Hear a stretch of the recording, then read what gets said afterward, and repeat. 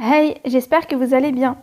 Je reviens avec cette nouvelle vidéo. Il s'agit du live en compagnie de Aurore de Donnez-lui des ailes. Aurore est orthophoniste et psychomotricienne. Je vous invite à dérouler la barre d'infos pour voir toutes les informations la concernant. Je vous invite également à vous abonner, à liker, à partager et à commenter. Je vous laisse avec la vidéo.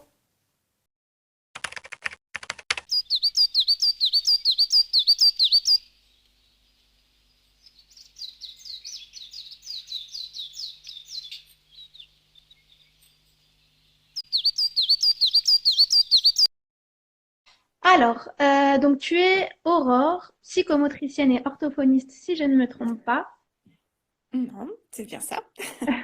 Est-ce que tu peux nous parler un petit peu de ton parcours, tout d'abord ton parcours scolaire, et nous dire un petit peu ce que tu fais aujourd'hui? Oui, alors d'abord, merci de me recevoir, hein. Je suis super contente de pouvoir parler ici aujourd'hui. Donc, oui, alors du coup, moi, à la base, je suis orthophoniste. Donc, j'ai terminé mes études en 2004 et j'ai commencé à travailler tout de suite à mon compte.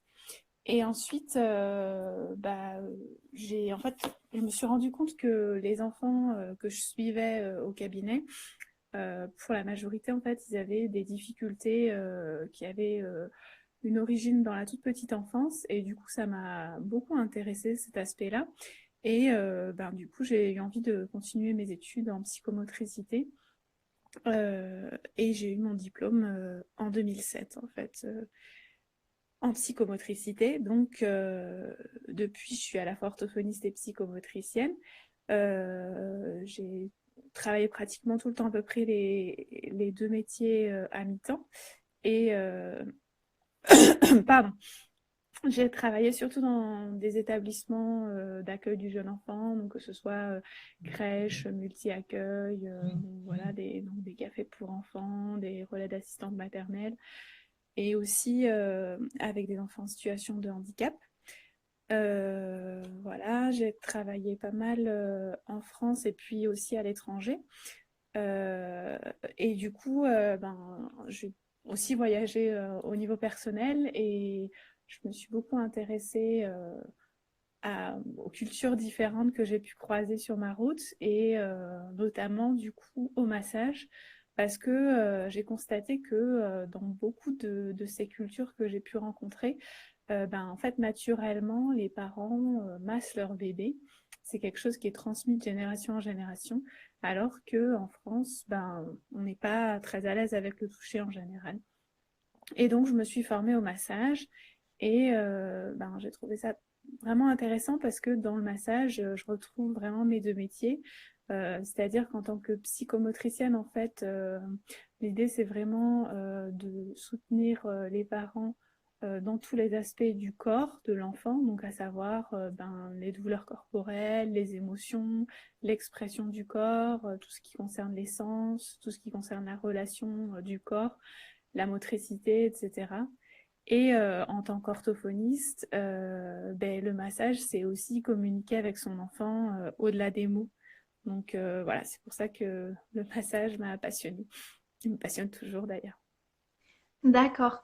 Alors, tu disais que tu as, comment dire, tu as travaillé au sein de crèches, que tu as été très proche, voilà, du domaine de l'enfant dans différents aspects.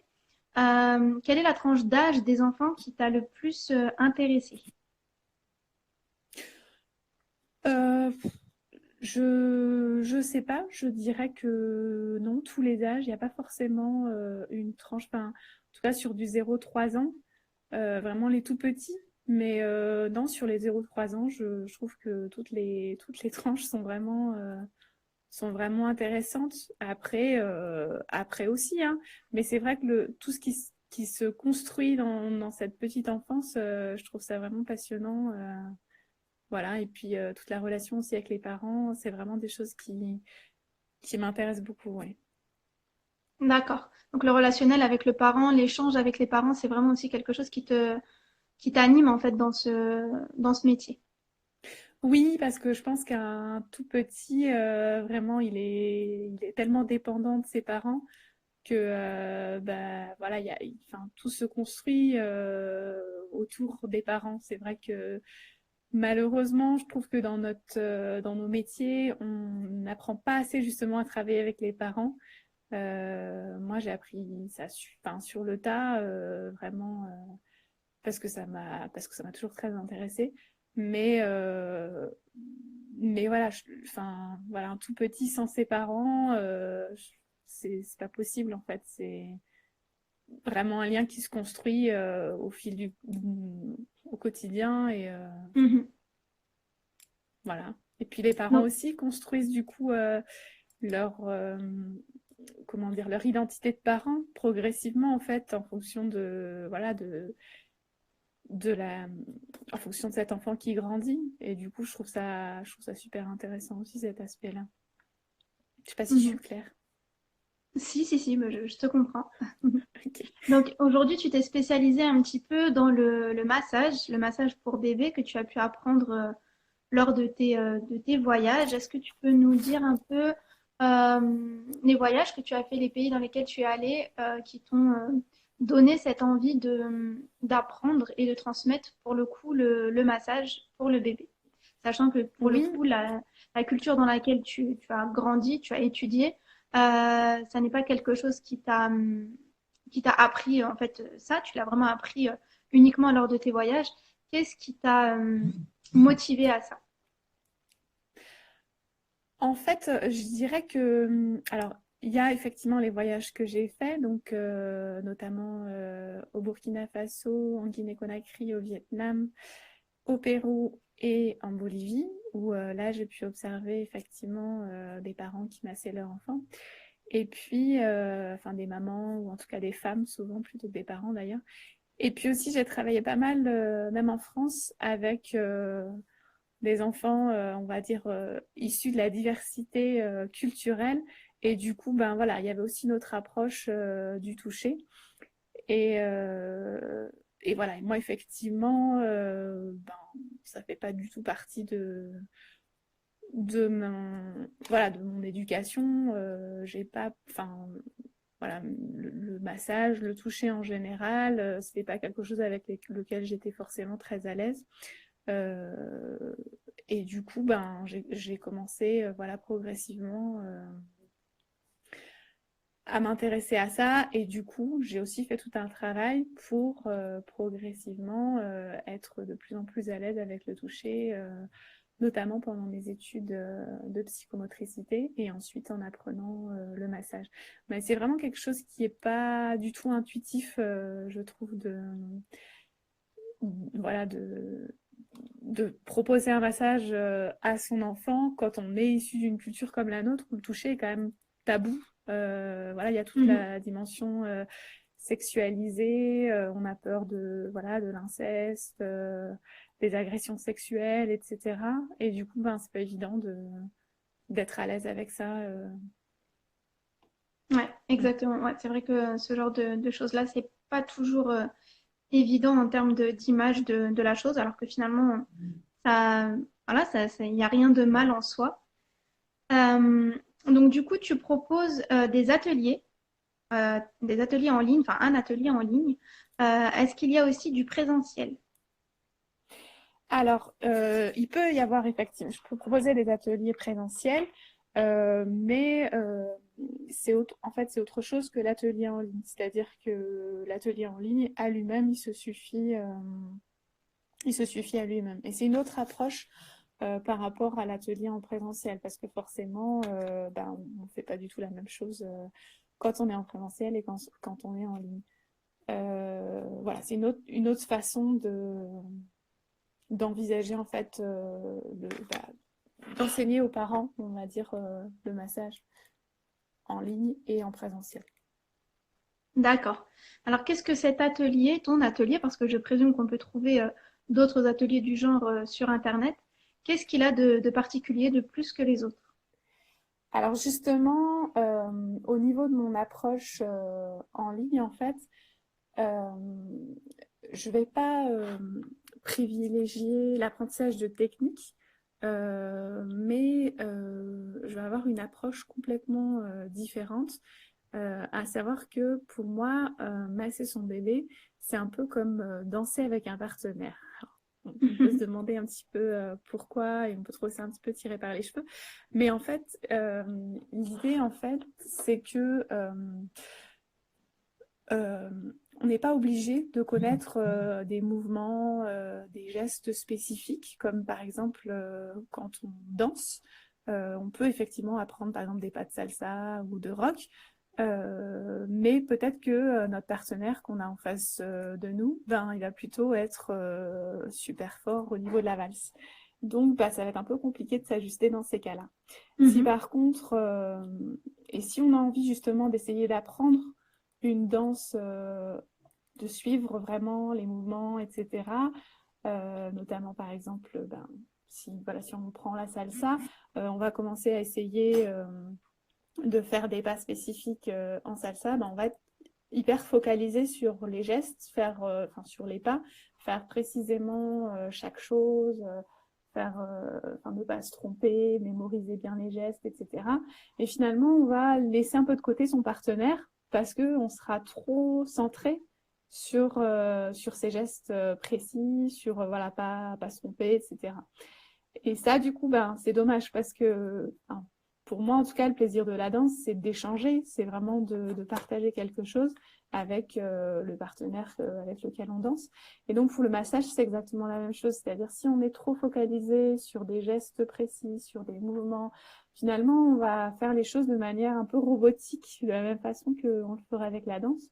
Et, euh, et du coup, ben, on risque de passer complètement à côté de la relation avec notre bébé, de passer complètement à côté de s'ajuster à ses réactions, à sa façon d'être, à sa façon de nous montrer qu'il aime ou qu'il aime pas, etc.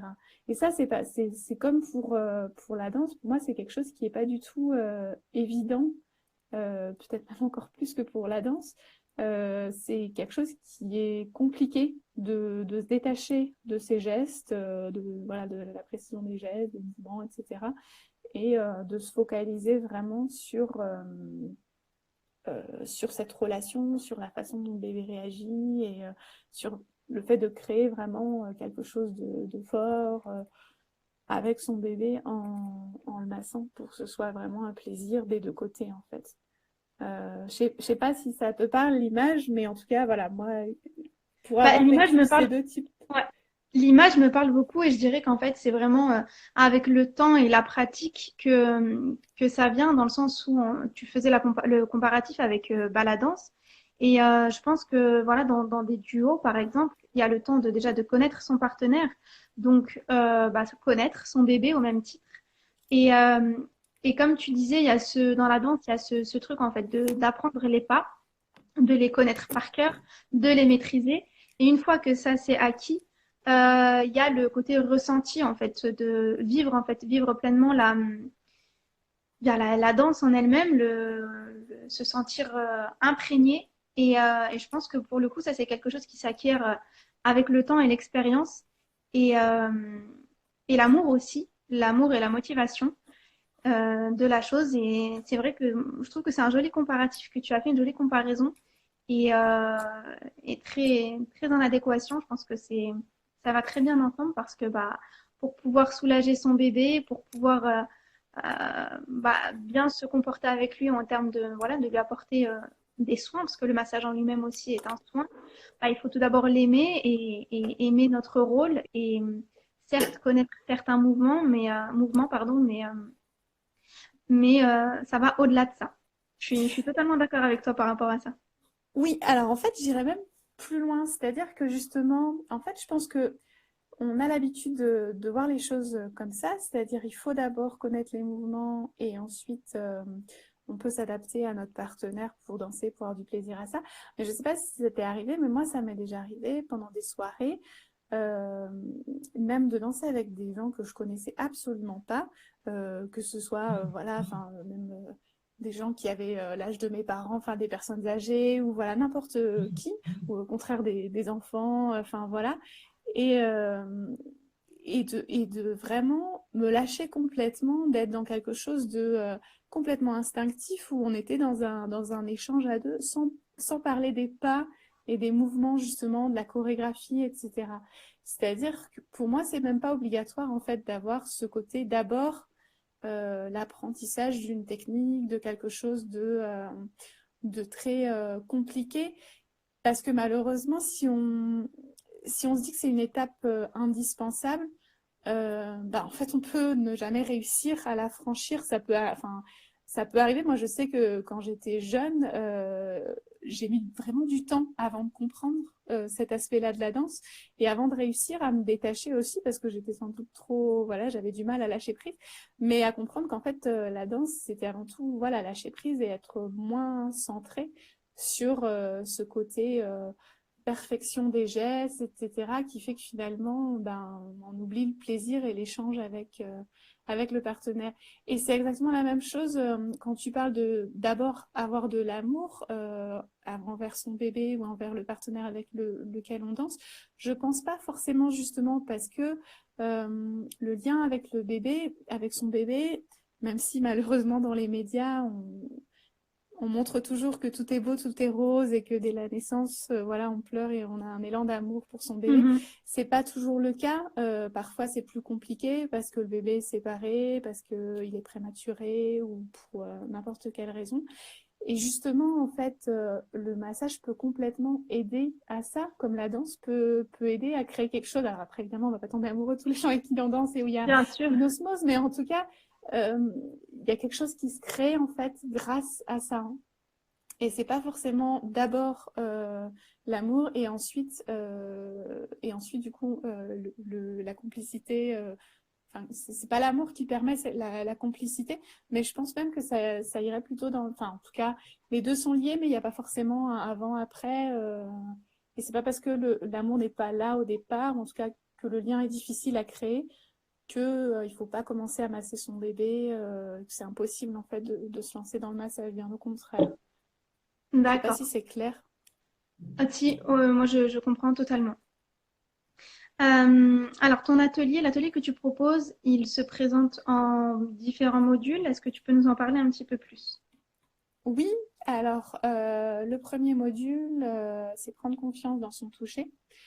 Donc, bah, en fait, de la même façon, je reprends toujours mon idée de la, de la danse. L'idée, en fait, c'est d'apprendre à voir le toucher moins comme quelque chose bah, voilà, de mauvais, avec des risques voilà, d'inceste ou que plus on touche, enfin si on touche notre bébé en le massant, ben, peut-être qu'il risque d'être plus à risque d'agression sexuelle parce qu'en fait c'est le contraire. Mhm. Et donc pour reprendre mon image de la danse, c'est un peu comme se laisser juste porter par la musique et danser toute seule déjà sans se préoccuper de ses mouvements, sans se préoccuper de ses pas. Déjà, donc ça, c'est la première clé. Donc, il y a 5 clés. La deuxième clé, c'est de trouver facilement le temps et l'énergie pour masser son bébé. Parce que bah, c'est vrai que, notamment dans les ateliers en présentiel, souvent, malheureusement, c'est un aspect qui est un peu laissé de côté. Et c'est vrai que dans le quotidien, ça peut être compliqué de trouver ces moments-là. Et malheureusement, si on fait juste un massage comme ça de temps en temps, une fois tous les mois, bah forcément l'impact et les bénéfices seront beaucoup moins importants que si on créait vraiment un rituel quotidien et si on masse notre bébé tous les jours. Voilà. Mais encore faut-il voilà, trouver le temps, avoir voilà, suffisamment d'énergie, etc. Et c'est vrai que ça peut être compliqué au quotidien. Puis voilà, c'est vraiment important pour moi que les mamans puissent mettre en pratique ce qu'elles apprennent et pas que ce soit quelque chose comme ça qui finalement est assez, enfin voilà, est pas mis en pratique au quotidien. D'accord. Euh, Donc le post sur mon compte qui traite de justement de ta formation, de ce que tu proposes. Il y avait eu une maman qui avait commenté en disant bah, qu'elle massait son bébé, mais que malgré ça, elle voyait toujours son bébé avoir mal et elle avait l'air voilà, de culpabiliser un petit peu. Et tu avais réagi, il me semble, à son commentaire. Qu'est-ce que tu pourrais conseiller pour le coup? Pour une maman qui voit son bébé en train de souffrir, par exemple, de coliques et qui le masse et qui a ce sentiment en fait de ne pas le soulager du tout. Je me rappelle pas de non d'avoir vu ce post, mais enfin en tout cas cette réaction de la réaction de cette maman-là, mais voilà, non, ce que je dirais, ben si elle voit que son bébé n'apprécie pas le massage, je pense que peut-être il faudrait trouver une autre façon de le masser pour que finalement bah, ça puisse être agréable pour lui. Parce que c'est vrai que voilà, si elle voit que le bébé n'aime pas, ben malheureusement, ça risque et, et qu'elle continue de la même façon à essayer de le masser, malheureusement, ça risque d'être de plus en plus compliqué parce que le bébé va garder en mémoire ces moments, enfin dans son corps, ces moments désagréables et ben, du coup, ça risque voilà, d'être compliqué pour tous les deux en fait. Moi, ce que je conseillerais pour commencer, c'est peut-être d'essayer de le masser, de lui masser d'autres parties du corps, peut-être, qui sont moins douloureuses, enfin, qui sont pas douloureuses du tout d'ailleurs, pour déjà qu'ils prennent du plaisir en fait dans le massage de façon générale. Et puis après, ben voilà, progressivement peut-être essayer de masser à nouveau le ventre, puis voilà, après de voir peut-être d'autres façons de lui masser le ventre, peut-être y aller plus progressivement, etc. Et tout ça, c'est des choses justement que je vais vraiment détailler dans l'atelier. Et puis dans l'atelier, il y a aussi un groupe WhatsApp qui permet justement d'échanger sur ce type de difficultés et puis voilà, pourquoi pas d'envoyer des vidéos et puis d'essayer de trouver des solutions aux difficultés que les mamans peuvent rencontrer. D'accord. Et est-ce que enfin, ce type de massage est vraiment propre à la maman ou est-ce que le papa peut participer? Comment est-ce que ça se passe pour des mamans qui, par exemple, travaillent énormément et n'ont pas d'autre choix que de laisser leurs enfants, par exemple, chez une assistante maternelle ou ce genre de choses? Euh, est-ce que est-ce que tu conseilles vraiment à ce que ça soit une relation mère-bébé ou bien est-ce que il peut y avoir un substitut? Alors, je dis maman parce que c'est vrai que c'est souvent des mamans hein, qui viennent. Maintenant, non, les papas sont évidemment les bienvenus hein, et au contraire, c'est super quand les papas s'investissent. Maintenant, ça peut aussi être effectivement une nounou ou même un grand-parent ou une tata ou n'importe qui. De toute façon, c'est toujours super d'avoir de pouvoir créer un lien comme ça avec un bébé par le massage. Mais c'est vrai que, bah, surtout, j'ai envie de dire, pour une maman qui serait très occupée, etc., euh, je pense que ça peut vraiment être un plus que ce soit elle-même qui masse son bébé, même s'il y a d'autres personnes en plus qui le massent. Hein. De toute façon, voilà, il n'y a pas de limite de personnes. Euh, mais voilà, je pense que ça pourra justement l'aider à créer vraiment une belle relation avec son bébé, surtout si bah voilà, elle n'est pas beaucoup présente. Souvent, les mamans sont culpabilisées par ça et du coup, voilà, ça lui permettra de créer des moments de qualité avec son bébé. D'accord. D'accord. En tout cas, ça paraît vraiment très intéressant. Mais du coup, j'ai Euh, pas terminé les autres clés. Je me suis arrêtée à la deuxième Ah, clé. excuse-moi, alors je te laisse Je continuer. je peux continuer. Donc ensuite, donc il y a la troisième clé qui est préparer le massage simplement et rapidement pour mettre le bébé en confiance.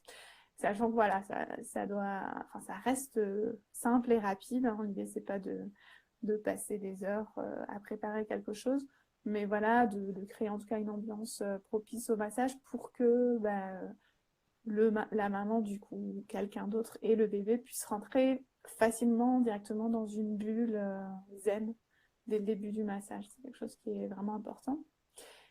La quatrième clé, c'est de masser son bébé en toute sécurité. Euh, donc, dans le plaisir partagé et sans se prendre la tête. Donc là, c'est ce que j'expliquais tout à l'heure. Hein, c'est vraiment l'idée de la danse à deux, d'apprendre à s'ajuster à son bébé, à mieux le comprendre, à mieux mieux comprendre ses réactions corporelles, mieux pouvoir s'ajuster du coup en fonction de comment il réagit pour pouvoir proposer un massage qui lui convienne vraiment.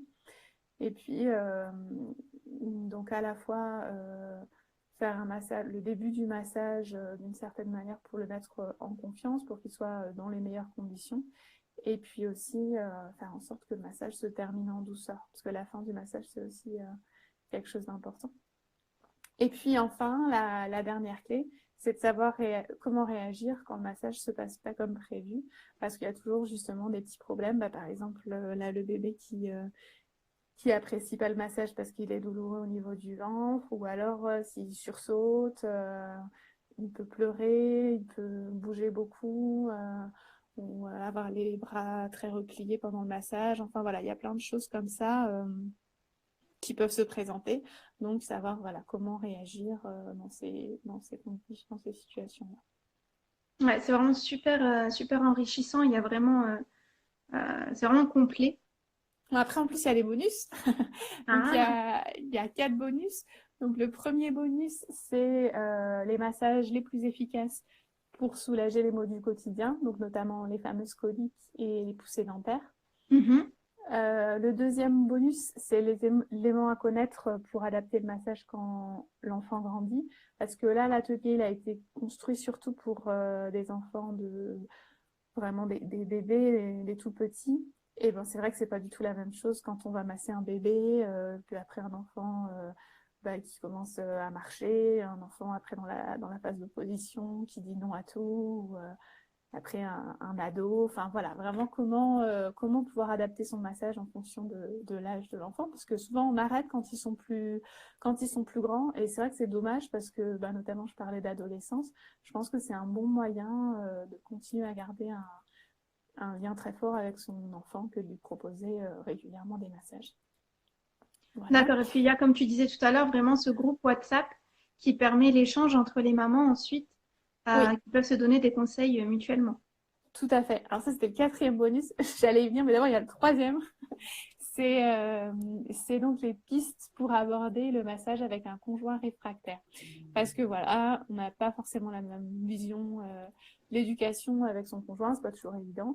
Et donc, Mhm. du coup, ben, s'il est juste pas intéressé, ou en tout cas s'il est pas à l'aise, voilà, avec le toucher, comment faire pour éviter de le braquer, et voilà, pour faire en sorte, pourquoi pas aussi qu'il commence à s'y intéresser, voilà. Donc ça, c'est aussi un point que je trouvais important. Et donc le dernier bonus, voilà, le fameux groupe WhatsApp qui permet, ouais, que ce soit de parler, d'échanger avec les parents sur voilà les difficultés, ou au contraire les avancées, les choses qui marchent bien. Et puis bien sûr pouvoir poser des questions aussi. Moi, je suis là pour répondre. Voilà. Oui, tu continues d'accompagner en fait après l'inscription à l'atelier, tout simplement. C'est ça, parce qu'en fait, bah, notamment dans les ateliers en présentiel, c'est un petit peu le problème, c'est ce que j'appelle l'effet informaticien, c'est-à-dire, bah, vous voyez, quand vous avez un problème informatique, bah, souvent, juste le jour où l'informaticien vient bah, tout se passe bien, comme par Mhm. hasard, ou voilà, tout est réglé. Et puis le lendemain, ben voilà, le problème qu'on avait revient et on comprend pas pourquoi, et voilà. Et c'est vrai que ben, c'est un petit peu la même chose souvent dans les ateliers de massage en présentiel, parce que finalement, pendant l'atelier, il y a une ambiance, il y a plein de choses, tout est bienveillant, tout est, voilà. Et donc, toutes les difficultés qu'on peut avoir, et ben, finalement, elles vont trouver des solutions. Et puis voilà, la personne est très bienveillante, etc. Mais ben, une fois qu'on se retrouve à la maison, on est dans un autre contexte. Ça, c'est pas la même chose. On peut aussi justement avoir du mal à trouver le temps de se poser, voilà, de s'y mettre. Et on a plein d'autres difficultés. Et puis ben, voilà, on est tout seul. Et du coup, ben, on risque de se démotiver et puis de laisser un peu tomber. Et c'est vrai que c'est dommage, je trouve. Donc l'idée, c'est vraiment de pouvoir continuer à accompagner les parents vraiment sur du long terme. D'accord, mais c'est vraiment ce qu'en général les gens recherchent, c'est ce fameux accompagnement. On n'aime pas être laissé dans la nature comme ça, parce que comme tu disais tout à l'heure, quand on est en présence du professionnel en général, toujours tout se passe bien. Et dès Voilà. qu'on est confronté à soi-même, et ben, c'est là où on rencontre les difficultés et il n'y a plus personne pour nous aider. Donc, Mm. ce côté accompagnement, c'est vraiment top et c'est ouais, c'est ce qu'on recherche en général quand on prend une formation en ligne. On n'aime pas être laissé comme ça à l'abandon dans la nature. Mm. Et puis du coup, il y a aussi la possibilité d'envoyer des vidéos, voilà, si jamais on a peur de mal faire ou de faire mal à son bébé, voilà, de demander ou si on n'arrive pas justement parce que on trouve qu'il apprécie pas, ou voilà, de demander des conseils comme ça. Ça, c'est vraiment top. Franchement, c'est super. C'est une sphère, pour le coup, vraiment assez intime et c'est super, en fait, de pouvoir échanger de cette façon-là et avoir les conseils du professionnel. Et ton expérience aussi, j'imagine, non? Oui, oui, bien sûr, oui, oui, oui. Mhm. Et de l'expérience en tant que maman. Est-ce que tu es maman de ton côté? Bientôt, pas encore, mais j'ai beaucoup d'enfants autour de moi, notamment des neveux, des nièces. Dont je me suis beaucoup occupée, donc voilà, puis bon, j'ai beaucoup travaillé surtout avec des tout petits, Mhm. donc, donc voilà, mais Parce que très souvent, il y a tu sais, cette sensation quand on est, par exemple, quand c'est pas nous le parent et que on est avec le bébé en difficulté, ben l'enfant va moins ressentir le stress de la personne, étant donné que c'est pas nous la personne concernée. Et pour le coup, la maman à côté qui va voir l'autre se débrouiller correctement, va se remettre beaucoup en question et voire même beaucoup culpabiliser en pensant, ah mince, c'est moi sa mère et moi j'y arrive pas. Et il y a ce facteur, en fait, stress de la maman qui fait que le bébé ressent et c'est pas évident à ce moment-là. D'où oui, le mais fait que c'est je pour te demandais ça, si tu étais maman, parce que je voulais savoir du coup par rapport à l'expérience. oui, mais c'est pour ça justement, en fait, moi, c'est vraiment une approche enfin, c'est pour ça que j'adore travailler avec les parents, parce que c'est vraiment quelque chose qui est super important pour moi, et je pense que dans l'accompagnement qu'on a des parents, euh, finalement, dès la maternité d'ailleurs, hein, on les aide pas à avoir cette confiance en eux. On leur Mhm. montre, puis en plus, en général, entre soignants, on a un peu toujours des idées tous un peu différents. Entre voilà, celui qui dit que, bah, je sais pas, ben, il faut absolument, ah, il faut ouvrir la fenêtre parce qu'il fait trop chaud, le bébé va, voilà, trop chaud, et l'autre qui dit, ah ben non, couvrez-le, mettez-lui un bonnet sur la tête. Voilà, les parents sont complètement perdus, ils savent plus quoi faire pour vraiment des choses Exactement, ouais. du quotidien. Et moi, justement, à travers tous les accompagnements que j'ai pu faire, et notamment à travers cet atelier de massage aussi, mon objectif, c'est vraiment de donner confiance aux parents et de les aider à retrouver cette confiance-là. Alors, comment d'abord en observant leur bébé, en comprenant mieux leur bébé. En fait, tout est basé vraiment sur le bébé et la façon dont... Parce que bien sûr, on observe le bébé, on observe son bébé, mais on ne sait peut-être pas forcément voilà, ce qu'il faut observer, comment l'observer, etc. Et du coup, ben, puis en plus, comme on a des avis un petit peu de partout, on ne sait pas trop, voilà, on ne sait plus se faire confiance à soi, en fait.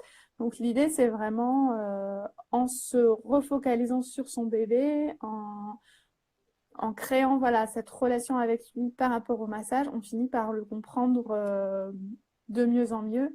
Et du coup, on finit par savoir vraiment ce qui est bon pour lui. Et là, pour le coup, mieux que personne. Et du coup, on a cette confiance qu'on avait perdu en fait. Mais vraiment, je pense qu'à travers le massage, on peut vraiment créer cette relation et cette confiance en soi qu'on n'avait pas autrement. Et c'est pour ça aussi que je suis pas, voilà, je suis pas du tout focalisée sur cet aspect technique parce que là, on serait encore sur les gestes précis à réaliser, etc. Exactement comme pour la danse. Parce qu'on serait trop focalisé sur ah oui, mais le professionnel a dit qu'il fallait faire, ben, comme pour la danse, ce serait un pas, mais il faut lever la jambe plus haut, mais il faut écarter les pieds plus, mais en fait, on s'en fiche voilà, de tous ces détails-là. C'est Mhm. pas ça qui est important. Ce qui est important, c'est de voir, ben, peut-être que moi, j'ai avancé la jambe droite, mais mon partenaire, il avait avancé aussi la jambe, enfin, du coup, la jambe gauche, il est en face de moi. Donc, peut-être que c'était pas top. J'aurais peut-être dû avancer l'autre jambe, vu que Mhm. pour être synchrone avec mon partenaire. Bah, c'est exactement la même chose pour le massage, en fait. Plutôt que d'imposer enfin, d'imposer que le parent fasse telle technique de massage dans tel ordre, commencer d'abord par telle partie, etc., telle partie du corps, de telle façon, etc. Mais peut-être que le bébé, il est pas disponible pour ça. Je reprends par exemple l'exemple de cette maman qui veut proposer des massages du ventre à son bébé. Peut-être que ben si elle commence toujours son enchaînement par le massage du ventre et que ben, le bébé, ça lui plaît pas, bah forcément, ça va être compliqué. Peut-être qu'en commençant par une autre partie du corps, ben, ce sera plus facile. Et puis, du coup, elle va prendre confiance en elle. Puis, le bébé, il aura aussi confiance enfin, il va apprécier ce toucher, il va avoir confiance en elle, il va se sentir en sécurité. Et puis, du coup, ça va se passer de mieux en mieux. En fait, c'est vraiment ça l'idée. Oui, oui, parce que le bébé est quand même un être humain à part entière et il a aussi des préférences et des goûts et des choses qu'il apprécie et des choses qu'il apprécie moins. Et c'est vrai qu'il faut quand même en tenir compte. Oui, les préférences et puis un vécu aussi en fonction de comment s'est passé l'accouchement, etc. Il y a plein de choses des fois, il a aussi des douleurs, je sais pas, ça peut être une épaule qui est pas bien positionnée ou voilà. Il y a des choses aussi qui se passent dans son corps, voilà, comme nous, hein. Bon, après, il a évidemment un vécu moins riche que nous, mais de la même façon que voilà, nous, on peut avoir mal au dos, mais voilà, enfin, c'est la même chose pour le bébé. Après, évidemment, hein, les massages que je propose, voilà, c'est des massages bien-être. Quand on est Mhm. vraiment dans quelque chose, ben, comme je disais, par exemple, un problème au niveau de l'épaule ou autre, s'il y a vraiment quelque chose de bloqué ou autre, ben, j'invite bien sûr à consulter un professionnel. Bon, d'abord en parler à son médecin, puis voir soit un kiné, un ostéopathe, enfin voilà, pour des gestes techniques de massage ou enfin, de déblocage, voilà, qui là sont pas du ressort des parents, évidemment. D'accord. Bon, est-ce que tu as autre chose à nous rajouter, pardon, à nous dire sur ton atelier? Est-ce que tu as des petites précisions? Est-ce que tu as aussi peut-être des anecdotes de parents à qui tu as eu affaire qui pourraient être intéressantes à raconter par rapport au Euh, massage, toujours en lien avec le massage de bébé? ben, des anecdotes, je sais pas, des exemples de parents qui Ouais, ou des justement exemples, ouais. qui n'étaient pas du tout à l'aise au départ avec leur bébé, euh, voilà, qui avaient du mal à avoir confiance en eux et puis ou qui avaient des difficultés à créer justement ce lien avec leur bébé. Je pense notamment à une maman qui avait, qui a été violée. Le bébé était issu d'un viol. Donc Mhm. c'était forcément compliqué du coup de créer cette relation au départ avec son enfant. Et qui du coup, ben, grâce au massage, a réussi vraiment à créer quelque chose de très beau. Et puis voilà, à aimer son enfant, voilà, à créer une relation de complicité avec lui. Je pense vraiment que le massage, c'est un média qui apporte énormément de choses à la fois pour le bébé et aussi pour la maman. Ça apaise aussi la maman. C'est un moment vraiment dans une bulle voilà, hors du temps où du Mhm. coup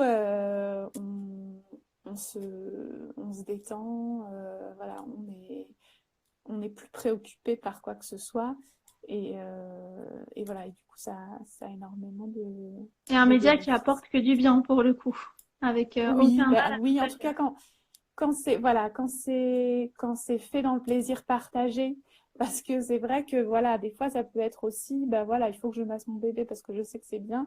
Du coup, voilà, je vais regarder un tuto et puis je vais essayer de refaire la même chose, mais voilà, c'est compliqué, c'est voilà, ça marche pas, ça plaît pas au bébé, on n'arrive pas à s'ajuster à lui, on est peut-être pressé, enfin voilà.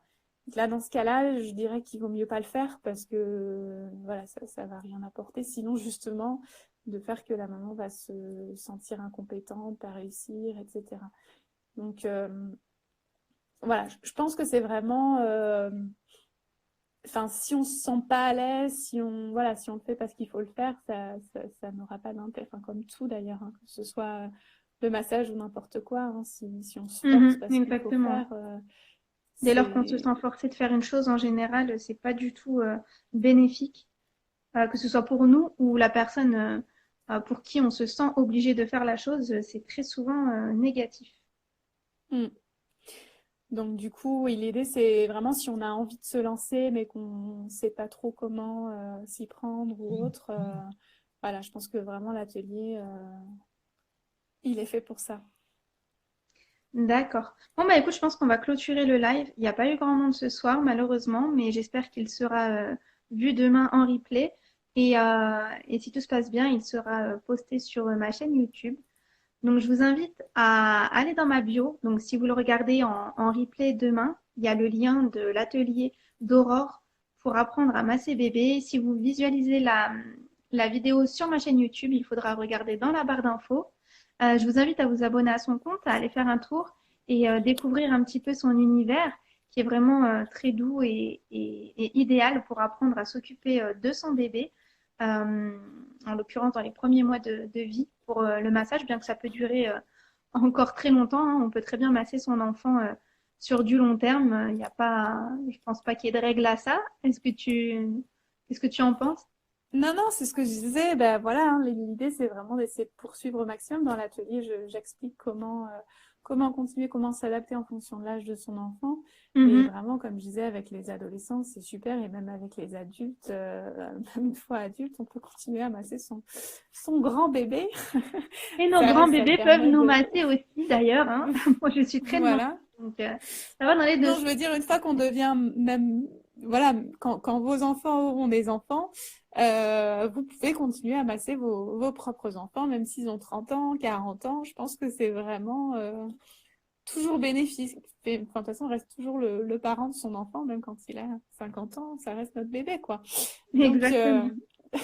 donc voilà, et c'est toujours vraiment un lien très fort, quoi. Exactement, ouais. Alors, c'est le compte Donnez-lui des ailes. N'hésitez pas à aller y faire un tour. C'est vraiment un très joli compte. Bah écoute, je te remercie beaucoup d'avoir été présente. Bah, merci beaucoup à toi de m'avoir invité. Bah de rien. Et je vous dis à une prochaine fois pour un nouveau live. Bonne soirée à tout le monde. Bonne soirée. Au revoir. Merci toi aussi. Au revoir.